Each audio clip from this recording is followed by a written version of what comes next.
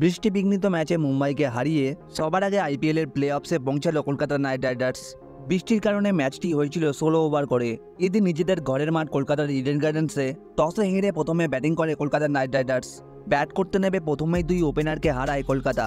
Opener Sunil Narine out হয় 0 run করে, আর এক ওপেনার ফিল্ড সল্ট আউট হন 5 বলে 6 রান করে। 3 নম্বরে ব্যাটিং করতে নামা ভেঙ্কাটেশ আয়ার করেন 21 বলে 42 রান। শ্রেয়াস আয়ার আউট হন মাত্র 7 রান করে। এবারের আইপিএলে প্রথম ম্যাচ খেলা নীতিশ রানা করেন 23 বলে 33 run.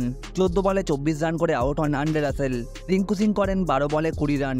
Ramandeep Singh not out থাকেন 8 বলে 17 রান করে। নির্ধারিত 16 ওভারে 7 উইকেটের বিনিময়ে 157 রান করে কলকাতা। রান তাড়া করতে নেমে ভালো শুরু করে মুম্বাইয়ের দুই ওপেনার ব্যাটসম্যান ঈশান কিষান ও রোহিত শর্মা। ওপেনিং পার্টনারশিপে তারা যোগ করে 65 রান, কিন্তু তারপরেই পরপর আউট হয়ে যান মুম্বাইয়ের দুই ওপেনার। 19 রান করে আউট হয়ে যান ওপেনার রোহিত শর্মা। ঈশান কিষান আউট হন 22 বলে 40 রান করে। এরপর একের পর এক উইকেট হারাতে থাকে মুম্বাই ইন্ডিয়ান্স। মুম্বাইয়ের হয়ে সামান্য লড়াই করার চেষ্টা করেন তিলক বর্মা। তিনি করেন 17 বলে 32 রান। এছাড়া সূর্যকুমার যাদব পড়েছেন 11 run. Captain Hardik Pandya out হন 2 রান করে। টিম ডেভিড আউট হন 0 রান করে। নেহাল ওয়াধেরা আউট হন 3 রান করে। নির্ধারিত 16 ওভারে 8 উইকেটে 139 রান করে মুম্বাই ম্যাচটি হেরে যায় 18 রানে। মুম্বাই এর আগেই টুর্নামেন্ট থেকে ছিটকে গেছে।